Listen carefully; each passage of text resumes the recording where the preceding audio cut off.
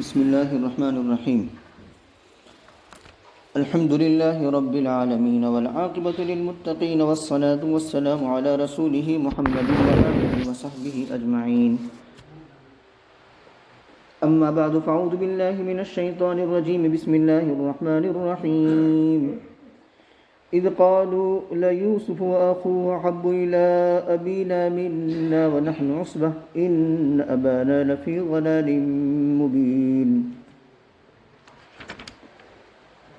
صدق الله مولانا العظيم وصدق رسوله النبي الكريم ونحن على ذلك لمن الشاهدين والشاكرين والحمد لله رب العالمين. سورہ یوسف کی آیات 8 سے لے کر کے 15 تک دیکھتے ہیں انشاءاللہ.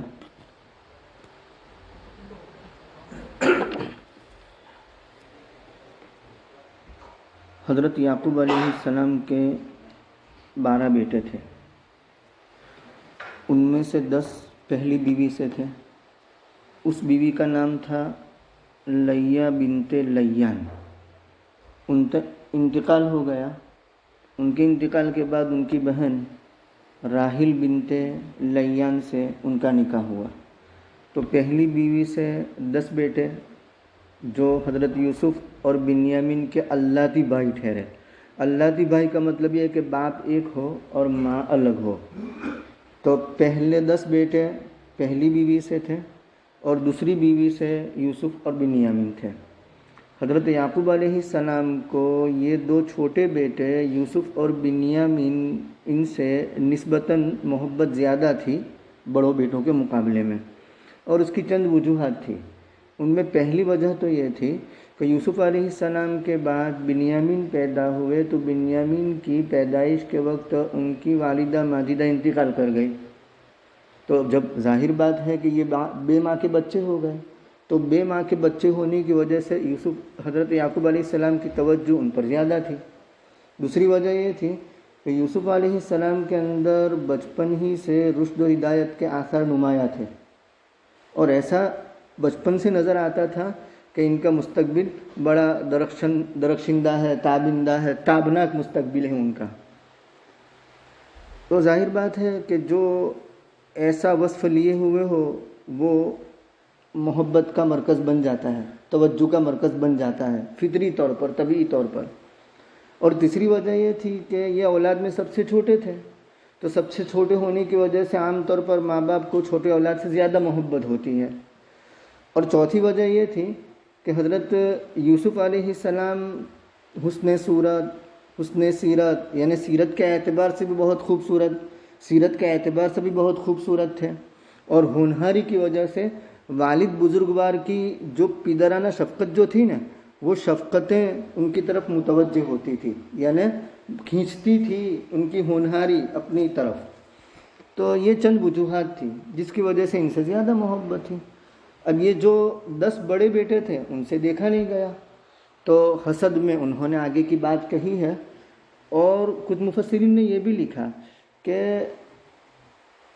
حضرت یعقوب علیہ السلام کی حضرت یوسف اور بنیامین سے غیر معمولی محبت، غیر معمولی توجہ یہ حسد کا سبب بنی. اور دوسرا یہ بھی لکھا کہ کسی بھی طرح ان بھائیوں کو حضرت یوسف علیہ السلام کے خواب کی اطلاع ہو چکی تھی، کسی بھی طرح ان کو معلوم ہو گیا تھا. تو وہ جانتے تھے کہ اس کی آگے چل کر کے بڑی شان ہونے والی ہے، تو اس وجہ سے وہ حسد پر اتر آئے.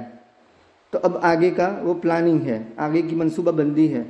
یاد کرو اس وقت کو جس وقت کہ انہوں نے کہا کہ البتہ یوسف اور اس کے بھائی یہ زیادہ محبوب ہے ہمارے باپ کو ہمارے مقابلے میں، یعنی ہمارے ابا جی ہمارے مقابلے میں ہمارے چھوٹے بھائیوں سے زیادہ محبت رکھتے ہیں، حالانکہ ہم تو پوری جماعت ہے، یعنی طاقتور جماعت ہیں. مطلب یہ ہے کہ اگر ابا جی پر آڑا وقت آ گیا تو یہ چھوٹے بچے کیا اپنے باپ کی خدمت کریں گے اور کیا اپنے دوسروں کی خدمت کریں گے؟ ہم تو جماعت ہے، نوجوان ہے، طاقتور ہے، آڑے وقت تو ہم ہی کام آئیں گے. یہ تو کمزور ٹھہرے اور ہم طاقتور ٹھہرے. تو عقل کا تقاضا تو یہ تھا کہ جو کمزور ہیں اس سے محبت نہیں کرنی چاہیے کیونکہ وہ آپ کے آڑے وقت میں کام آنے والے نہیں ہیں، اور ہم طاقتور ہیں، آڑے وقت میں آپ کے کام آئیں گے تو ہم سے محبت ہونی چاہیے. تو بس یہ حسد تھا. ہم تو جماعت ہیں، ہم طاقتور لوگ ہیں، تو ہمارے ابا ان سے زیادہ محبت کرتے ہیں ہمارے مقابلے میں. محبت کی وجوہات وہ تھی جو عرض کی گئی. ان ابانا لفی ضلال مبین، بے شک ہمارے والد کھلی ہوئی بھول میں تھے، واضح صریح خطا میں تھے. یہاں دلال کا مطلب گمراہی جو عام طور پر ترجمہ کیا جاتا ہے وہ نہیں. یہاں دلال کا مطلب یہ ہے کہ ابا جی نے محبت کے حقوق ادا کرنے میں ہماری طرف جیسی توجہ دینی چاہیے ویسی توجہ نہیں دی، اس کو دلال سے تعبیر کیا ہے. تو اس کے بعد انہوں نے آپس میں مشورہ کیا، اقتلوا یوسف، یوسف علیہ السلام کو قتل کر دو، یا ان کو انجانی اور ویران زمین میں ڈال دو. کیوں؟ وجہ کیا؟ تمہارے لیے تمہارے باپ کی توجہ خالص ہو جائے گی، یعنی جب یہ کانٹا بیچ میں سے ہٹ جائے گا تو ساری توجہات تمہاری طرف مبذول ہو جائے گی اور تم باپ کے منظور نظر بن جاؤ گے اور والد کی پوری توجہ کا مرکز آپ بن جاؤ گے. تو حضرت یوسف علیہ السلام کے 10 بھائیوں نے ان کے ساتھ جو کیا یا جو کرنا چاہتے تھے اس کے 2 مقصد تھے. پہلا مقصد تو یہ تھا کہ ابا جان کی نظر میں منظور نظر بننا ہے. دوسرا مقصد یہ تھا کہ ابا چونکہ نبی بھی ہے تو نبی کی نظر میں وہ گویا کہ توجہ کا مرکز بننا چاہتے تھے کہ نبی کی ساری کی ساری توجہ ہماری طرف ہو جائے. تو یہ 2 مقصد تھے. دونوں مقصد اپنی جگہ پر بہت اعلیٰ، بہت اونچے، لیکن اس مقصد کو حاصل کرنے کے لیے جو سبب اختیار کیا گیا، جو طریقہ اختیار کیا گیا وہ غلط نہیں بلکہ بہت غلط. کیوں؟ یوسف علیہ السلام کو قتل کرنے کا ارادہ، ان کو بے یار و مددگار چھوڑنے کا ارادہ، ان کو اپنے باپ کی نظروں سے اوجھل کر دینے کا ارادہ، یہ سارے پلاننگ، یہ سارے منصوبے درست نہیں تھے. تو یہ طریقہ غلط تھا اپنے باپ کی توجہ حاصل کرنے کا یا وقت کے پیغمبر کی توجہ کو اپنی طرف مرکوز کرنے کا، یہ طریقہ غلط تھا. ورنہ اپنی ذات میں یہ مقصد بہت اونچا ہے لیکن طریقہ غلط ہے. یہ مقصد بہت اونچا ہے، اس کو ہم لے سکتے ہیں. بخاری شریف میں روایت آتی ہے، عبداللہ ابن عمر رضی اللہ تعالیٰ عنہ حدیث کے راوی ہیں، وہ فرماتے کتاب العلم میں روایت آتی ہے کہ ایک مرتبہ نبی کریم صلی اللہ علیہ وسلم نے یوں فرمایا کہ ان من الشجرۃ شجرۃ، ایک درختوں میں سے ایک درخت ایسا ہے کہ لا یسقط ورقها، اس کے پتے گرتے نہیں، جھڑتے نہیں، اور وہ مومن کی مثال ہے. صحابہ کے سامنے نبی نے یہ سوال کیا کہ وہ درخت کون سا ہے، حدثونی. تو فوقع فی البوادی، صحابہ کا ذہن جنگل کے تمام درختوں کی طرف گیا. عبداللہ ابن عمر فرماتے کہ میں اس مجلس میں تھا، میرا ذہن اس طرف گیا کہ کھجور کا درخت ہوگا، لیکن چھوٹا منہ بڑی بات، بولنے میں مجھے شرم مجھ پر غالب آ گئی. تو جب صحابہ صحیح جواب تک نہیں پہنچے تو انہوں نے نبی سے عرض کیا کہ وہ کون سا درخت ہے. تو نبی کریم صلی اللہ علیہ وسلم نے فرمایا کہ وہ کھجور کا درخت ہے. اس کے بعد یہ کارگزاری عبداللہ ابن عمر نے اپنے والد بزرگوار، اپنے ابا جی حضرت عمر کے سامنے رکھی کہ ابا جی آج ایسا ہوا. تو حضرت عمر نے یوں فرمایا کاش کہ تم جواب دے دیتے، لئن قلت، اگر تم کہہ دیتے تو میرے لیے سرخ اونٹوں سے بہتر ہوتا. تمہاری وقت نبی کی نظر میں بڑھ جاتی اور تمہاری وجہ سے میں بھی نبی کا مرکز توجہ بن جاتا. تو دیکھو حضرت عمر نے اندیا دیا کہ بھئی نبی کی نظر میں مرکوز ہو جانا، ان کی توجہ اپنی طرف حاصل کر لینا، اور تمہاری وجہ سے میں بھی نبی کا نظروں میں خاص مقام اختیار کر لیتا. اچھی بات تھی، تم جواب دیتے تو میرے لیے فخر کی بات تھی، میرے لیے باعث عزت ہوتا. تو نبی کی نظر کو اپنی طرف متوجہ کرنا بہت اونچا عمل ہے، باپ کی نظر میں منظور ہو جانا بہت اونچا عمل ہے، لیکن اس کو خدمت اور طاعت کے ذریعے حاصل کیا جائے، ان کو خوش رکھنے کے ذریعے حاصل کیا جائے، بہت اونچا عمل ہے. رضا الرب فی رضا الوالدین وسخط الرب فی سخط الوالدین، کہ والدین کی رضامندی، اللہ کی رضامندی والدین کی رضامندی میں ہے اور اللہ کی ناراضگی والدین کی ناراضگی میں ہے. کسی کو یہ سمجھنا ہو کہ اللہ مجھ سے راضی ہے یا ناراض، تو وہ دیکھ لے کہ میرے ماں باپ مجھ سے خوش ہیں تو اللہ خوش ہے، میرے ماں باپ مجھ سے ناراض ہیں تو اللہ ناراض ہے. تو یہ تو بہت اونچا عمل ہے، لیکن انہوں نے جو راستہ اختیار کیا وہ صحیح نہیں تھا. تو اس سے یہ سبق ملتا کہ آپس میں بھائی بہن جو ہوتی ہیں وہ بھائی بہن بھی کبھی اپنے باپ کا زیادہ محبوب بننے کے لیے دوسرے بھائی بہنوں کی شکایت کرتی ہے اپنے باپ کے سامنے. یہ طریقہ غلط ہے بھئی. دوسروں کی شکایت مت کرو. تم اپنے باپ کی توجہ کو اپنی طرف مبذول کرنا چاہتے ہو تو باپ کی خدمت کرو, ان کی اطاعت کرو, ماں کی فرما برداری کرو, ان کی خدمت کرو, تو آٹومیٹکلی خود بخود ماں باپ کی توجہ تمہاری طرف ہو جائے گی. دوسروں کی شکایت کرنا یہ غلط ہے, غلط طریقہ ہے. تو بہرکیف انہوں نے یہ کہا کہ اقتلوا یوسف, یوسف کو قتل کر دو یا ان کو پھینک دو کسی ویران زمین میں کہ تمہارے لیے تمہارے باپ کی محبت خالص ہو جائے گی. اور اس کے بعد کیا ہوگا؟ تم اس کے بعد نیک لوگ بن جاؤ گے. مطلب پیغمبرانہ توجہ کی برکت سے تم نیک صالح بن جاؤ گے. اور دوسرا مطلب یہ ہے کہ یہ گناہ ہوتے ہو جائے گا, کر لو, اور اس کے بعد توبہ استغفار کرنا اور باپ کی توجہ حاصل کر لینا, ان سے دعا کی درخواست کرنا, اور ان کو اپنی بھول کا ادراک ہوا, احساس ہوا, اس لیے آخر میں آئے گا کہ آپ ہمارے لیے یا ابانا استغفر لنا ذنوبنا انا کنا خاطئین, اے ہمارے ابا جان ہمارے لیے استغفار کیجیے. اس سے معلوم ہوا کہ یہ سارے بیٹے مسلمان تھے, نبی تو نہیں تھے, البتہ مسلمان ضرور تھے, کیونکہ غیروں کے لیے, کافر کے لیے دعا مغفرت نہیں ہے, اور وہاں وہ دعائیں مغفرت کی درخواست کرتے ہیں. اور حضرت یعقوب علیہ السلام نے اس کو قبول بھی کیا, اور سحری کے وقت یعنی سحور کے وقت دعائیں مغفرت بھی کی آخری پہر میں. بہرکیف کہ تم اس کے بعد نیک لوگ بن جاؤ گے. قال قائل منہم, ان میں سے ایک نے کہا کہ تم یوسف کو قتل مت کرو. یہ کہنے والا یہودا تھا, بڑا بھائی, اور دوسرے قول کے مطابق روبیل تھا. وَالْقُوهُ فِي غَيَابَةِ الْجُبِّ, یعنی کسی کو قتل کرنا اچھی بات نہیں ہے. قتل تو کبیرہ گناہ ہے, اچھی چیز نہیں ہے. نقصان پہنچانا ہے تو ہلکا نقصان پہنچاؤ. ان کو ڈال دو کنویں کی گہرائی میں. کیوں؟ تمہیں تو یہی چاہیے نا کہ باپ کی نظروں سے وہ اوجھل ہو جائے, تو کنویں کی گہرائی میں ڈال دو. تو وہ بڑا بھائی ان کو دیکھنے بھی جاتا رہتا تھا, کھانا بھی پہنچاتا تھا, کیونکہ اس کے دل میں کچھ نرمی تھی, شفقت تھی, اور اس سے باپ نے عہد و پیمان لیا تھا خاص طور پر کہ تم ان کا خیال رکھنا یوسف علیہ السلام کا. تو ایک مرتبہ دیکھا کہ وہاں کنویں میں ہے نہیں. اس کو یہ اندازہ تھا کہ راستہ گزر, جب قافلہ وہاں سے گزرے گا اور کنویں میں دیکھے گا تو بچہ آ جائے گا نظر, تو وہ اس کو اٹھا کر کے لے جائیں گے. تو وہ دوسرے ملک میں پہنچانے کی ہمیں ضرورت نہیں ہے, وہ قافلہ ہی ان کو خود بخود لے جائے گا, تو ہمیں ایک یہ تکلیف اٹھانی نہیں پڑے گی. کنویں کی گہرائی میں, غیابت الجب کو سمجھ لو پہلے. جب کنویں کو کہتے ہیں, غیابت اصل میں اس زمانے میں جو کنویں بنتے تھے نا, تو اس کے لیے دیوار نہیں چنی جاتی تھی, اس کی مینڈ نہیں بنتی تھی, وہ زمین سے لگوے کنویں ہوا کرتے تھے. اب اس میں کیا ہوتا تھا کہ جب بارش آتی تو وہ پانی بھرتا, اور وہ کنویں کے اندر مٹی بھی گرتی جاتی تھی, مٹی اس میں آتی جاتی تھی. تو مٹی جب آتی تو بارش کے زمانے میں لوگ استعمال کے قابل بنانے کے لیے مٹی کو ہٹاتے, تو کنواں اوپر سے چوڑا ہوتا جاتا اور نیچے سے تنگ ہوتا جاتا. تو جو خشک حصہ ہے نا اس کو غیابت کہا ہے, اور جو پانی والا حصہ ہے اس کو جب کہا ہے.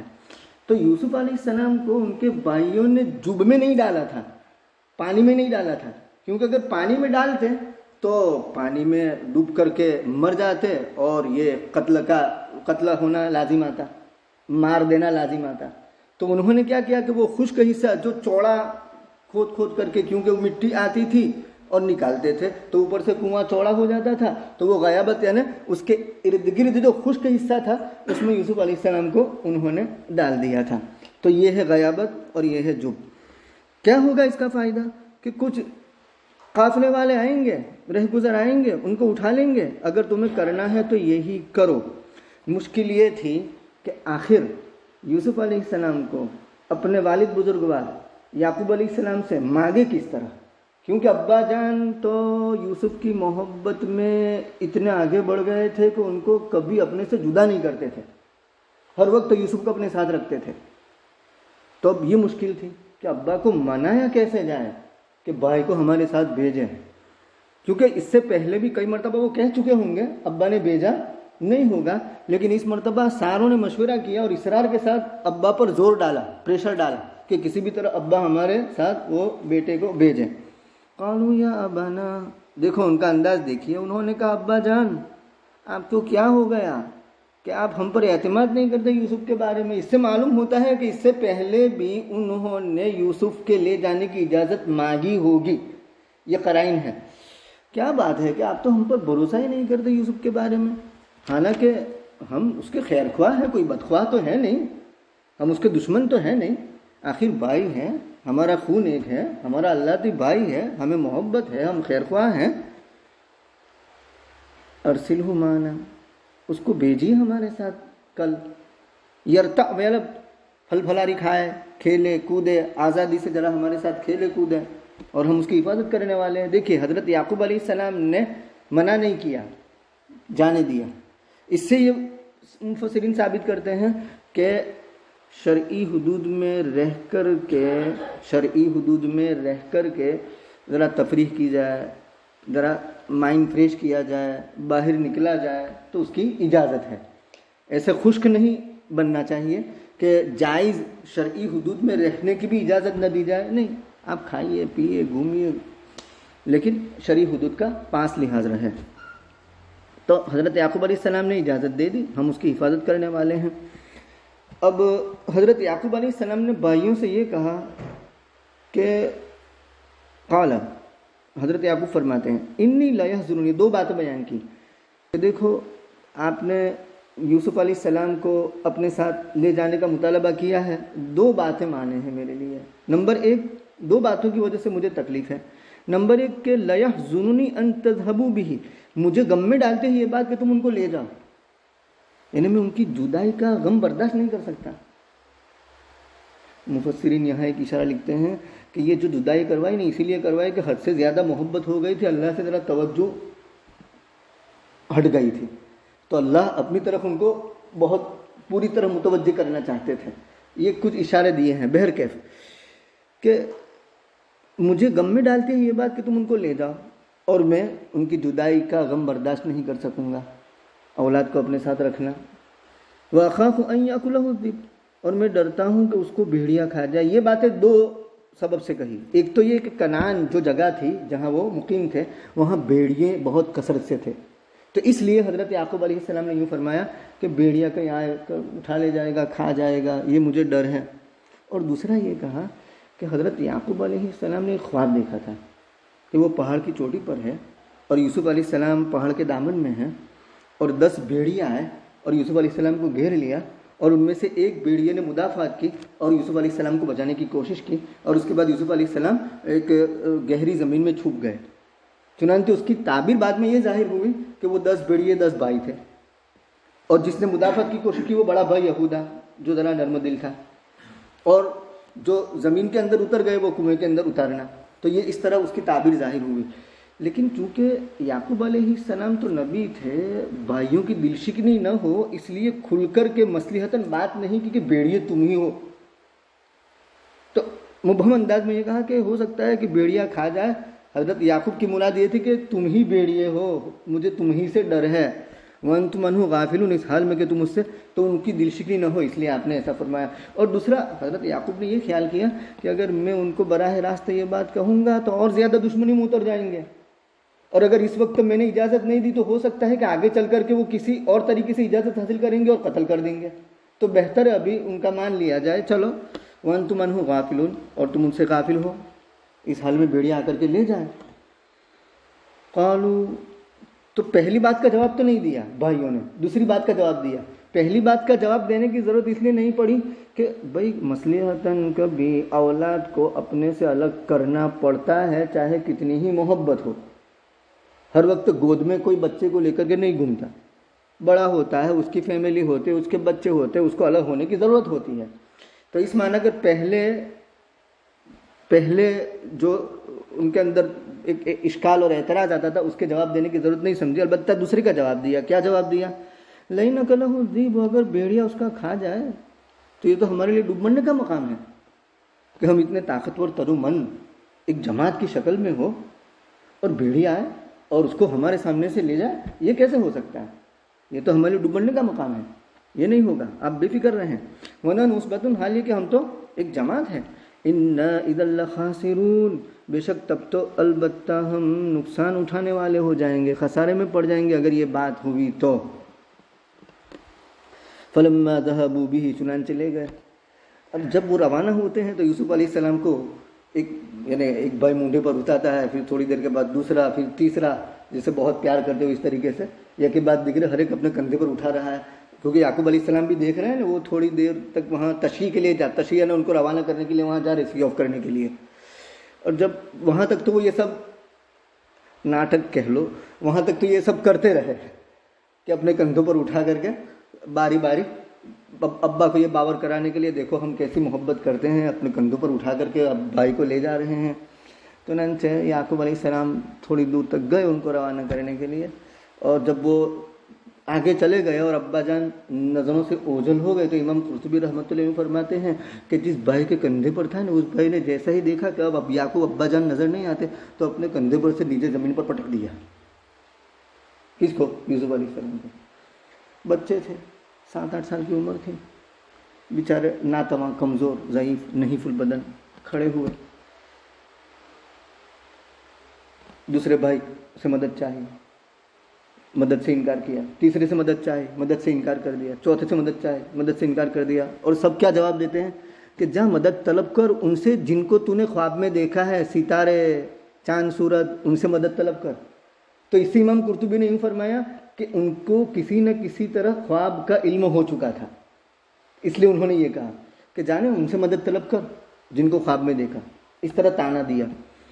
یوسف علیہ السلام لڑکتے ہوئے بیچارے، لڑکھڑاتے ہوئے، کھڑے ہوتے گر جاتے، کھڑے ہوتے گر جاتے، آخر میں بڑے بھائی یہودا کو پکڑا اور کہا کہ میری صغر سنی، میرے بچپنے پر آپ رحم کھائیے، اور ابا والد بزرگوار پیرانہ سالی میں ہیں، آپ ان کے حال پر رحم کھائیے۔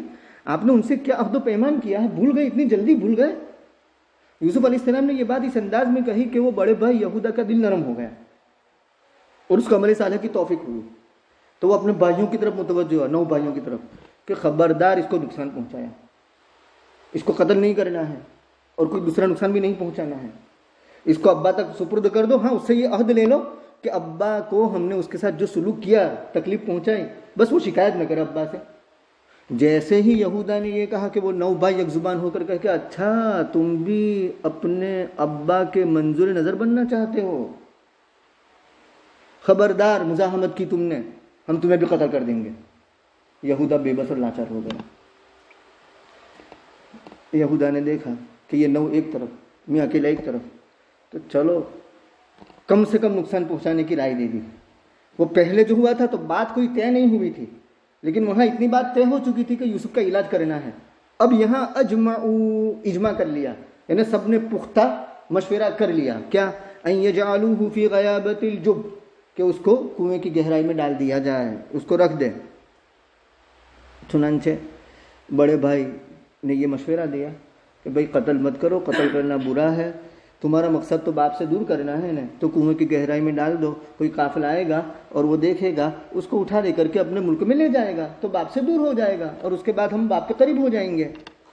وَأَوْحَيْنَا إِلَيْهِ لَتُنَبِّئَنَّهُمْ بِأَمْرِهِمْ هَذَا، معصوم دل ہے، پائے استقامت کو مضبوط کرنا ہے، حضرت یوسف علیہ السلام کے دل کو مضبوط کرنا ہے۔ تو اللہ تبارک و تعالیٰ فرماتے ہیں کہ ہم نے ان کی طرف وحی بھیجی، یہ وحی نبوت نہیں، نبی بنانے کی وحی نہیں، بس ان کو خبر دی، کیا لَتُنَبِّئَنَّهُمْ بِأَمْرِهِمْ هَذَا، اے یوسف یہ سارے معاملے کی آپ ان کو خبر دیں گے، یعنی ایک وقت وہ آئے گا کہ تمہاری ایسی شان ہوگی کہ ان کا سان گمان بھی نہیں ہوگا، ایسی شان تمہاری ہوگی، وہ تمہیں پہچان بھی نہیں پائیں گے، اور وہ اپنے کرتوتوں کا تمہارے سامنے اقرار کریں گے اور تمہاری ایک شان ہوگی۔ تو یہ تسلی دی کہ یہ سارا جو کچھ ہو رہا ہے وہ سب کا سب تم اپنے بھائیوں کو بتاؤ گے اور وہ تمہیں پہچانیں بھی نہیں۔ اور وہ آخری واقعے میں آتا ہے کل هل علمتم ما فعلتم بيوسف، تو اس وقت کہتے ہیں انک لانت یوسف، کیا تم نے جانا کہ یوسف کے ساتھ کیا کیا؟ تو کلک ہوا کہ او کیا آپ ہی تو یوسف نے؟ نعم انا یوسف وہذا اخی، جی ہاں یہ یوسف ہے اور یہ میرا بھائی بنیامین ہے۔ تو اس وقت ان کی آنکھیں کھلی، تو کہا کہ یہ سارا منظر آپ ان کو کہہ سناؤ گے، اور جب کہہ سناؤ گے اس وقت وہ آپ کو پہچانتے نہیں ہوں گے، کیونکہ ان کا وہم و گمان نہیں ہوگا کہ آپ اتنے اونچے مرتبے پر ہوں گے۔ تو یوسف علیہ السلام کو تسلی ہو گئی، اور ہم نے وہی کی ان کی طرف کہ آپ ان کو بتلا دیں گے ان کا یہ کام جو کچھ بھی آپ کے ساتھ کیا ہے وہ وہم لا یشعرون، اور ان کو شعور بھی نہیں ہوگا، یعنی وہ وہم گمان بھی نہیں کریں گے کہ آپ اتنے اونچے مرتبے پر پہنچ چکے ہوں گے، اس وقت تو ان کو آسان گمان بھی نہیں آئے گا۔ تو یہ ساری باتیں آپ ان کو کہہ سناؤ گے، اور وہ ہوا آخر میں آئے گا ترتیب کے ساتھ انشاءاللہ۔ سبحان اللہ وبحمدہ، سبحانک اللہم وبحمدک، ونشہد ان لا الہ الا انت، نستغفرک ونتوب الیک۔ سبحان ربک رب العزۃ عما یصفون، وسلام علی المرسلین، والحمد للہ رب العالمین۔